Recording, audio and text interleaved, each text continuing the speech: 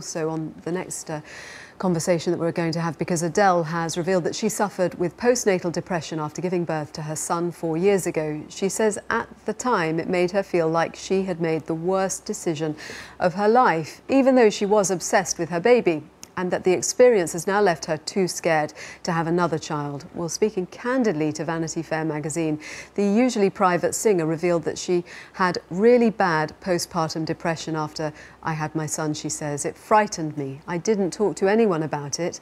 I was very reluctant. She explained, my knowledge of postpartum, or postnatal as we call it in England, is that you don't want to be with your child. You're worried you might hurt your child. You're worried you weren't doing a good job. The 28-year-old songstress says she managed to deal with the mental health problem by taking time out for herself at least once a week, and after her partner advised her to talk to other mothers. Adele admits that the depression did lift once she confided in a friend who had a child and realised she was not alone. Well, we can talk now to Jessica Forster. She suffered with postnatal depression after she had her first child 4 years ago. She's since set up an online group to help other mothers. Bethany Reynolds had postnatal depression with her first son and antenatal depression with her second child. And also Dr. Amanda Jones, a consultant perinatal psychotherapist. She's the clinical lead for parent and infant mental health services at North East London NHS Foundation Trust. Thank you all so much for joining us. Jessica, you've had a difficult experience yourself. When you hear Adele talking about this, does that give you some comfort? Yeah, it helps that it's in the spotlight, really, because a lot of, as Adele says, a lot of people, they don't talk about it. Sometimes it's taboo. So I'm glad that Adele is speaking out about it. I'm quite open about my experience, and I find that it helps other mums when I talk to them about my experience. You said it's still taboo. I mean, like with anything which is common, it's always strange to think it's so little talked about. Why do you think it is? What are the pressures on new mums and the difficulties in actually raising a flag when it's difficult? I think you're expected to be able to know what to do, to cope straight away. And I think for me, I felt I was quite a strong person, and I never thought I would ever get anything like postnatal depression.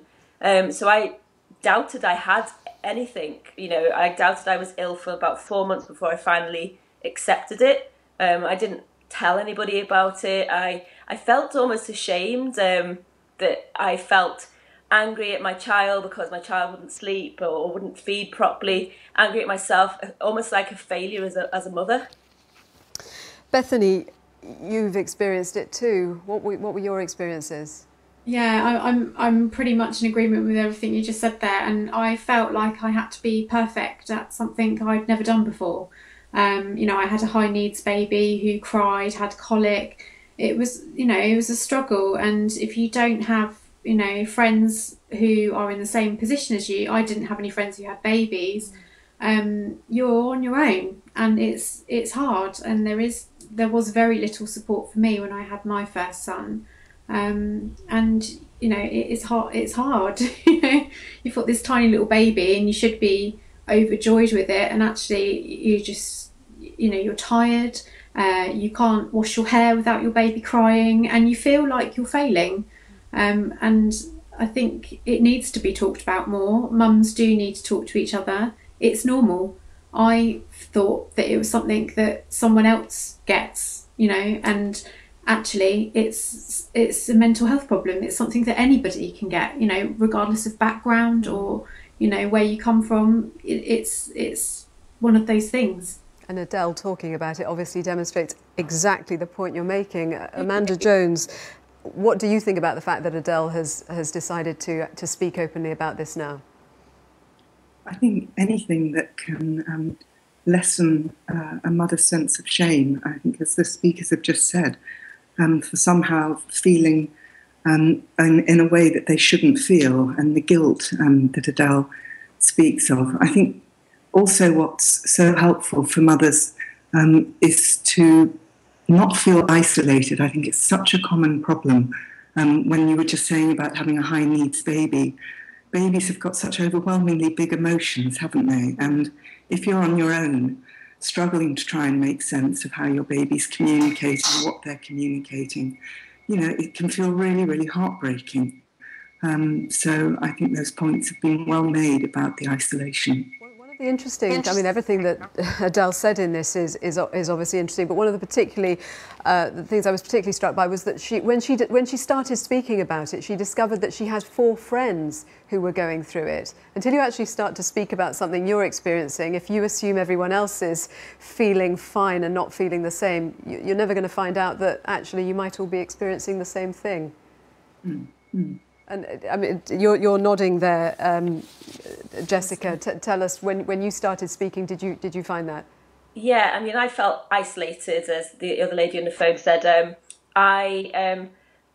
Basically, when I came back from the doctors, I immediately set up. I noticed there was no support in the area, so I immediately set up a Facebook group for local mums for support in general, just general, you know, with raising children. And out of that was born a group for mums like me suffering from postnatal depression. And I found through talking to other mums that I wasn't alone, that I wasn't strange, that, you know, other people, it is quite common. And there are lots of mums who have recently, since came up to me, talked to me openly, because I'm quite open to talk about it. They come and confide in me and say, look, I think I'm struggling, I'm suffering, but it's good to know that there's someone else out there. And so we started meeting in coffee shops or others at people's houses and just talking, you know, about anything. We didn't have to talk about how we were struggling today. We just knew that there was that community and network of mums and to help us through what we were all going through.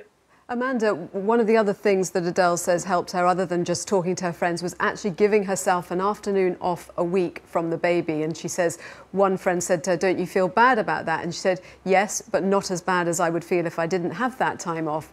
What would your best advice be to people, practical and anything else, to anybody going through this? There is that sort of saying that it takes 5 adults to raise a child. In sort of, when you're thinking about a baby in the family context, that idea of being able to share the childcare and the responsibility between emotionally invested adults in the baby, I think is really important. And thinking about the isolation we spoke of earlier, if you don't feel you've got that really strong family support system, and to support the mother, that may include obviously the father or the partner as well. I mean, it's really, really difficult for a mother. I think also Adele's talking about her situation, but in the service where I work, which is in North East London, we get about 1,900 referrals a year in an area where there are 19,000 live births. We can't accept all of those referrals, but we accept a great deal of them. And the point I'm making is that's nearly, well, it's 10% of the women are being identified, and probably that's not as many as there are out there who are needing help. And there are also very effective psychological therapeutic treatments for these mums, which they deserve to have access to. As well, sometimes, you know, antidepressant medication can be very helpful for some mothers. So the less it's stigmatized and the more mothers feel able to sort of say, hey, I'm feeling ill at the moment. I'm feeling ill at a time when I you know, really need to be there for my baby. And she needs to have prompt referral to a service that can offer her also treatment. It shouldn't just be left to community support systems, as important as they are. Yeah, it's great to talk to you all. Thank you very much for coming and sharing your advice and your experiences. Thank you. And Katrina on email says, great admiration and gratitude to Adele for sharing her experience of mental health and standing up to the stigma which persists in that area. And one anonymous texter, it's nice to hear antenatal depression get some coverage. Postnatal is quite well known. I was totally controlled by antenatal depression and had no idea it was a real condition, so I just felt like a terrible mother. More discussion about antenatal depression would be so helpful to many mothers. Thank you.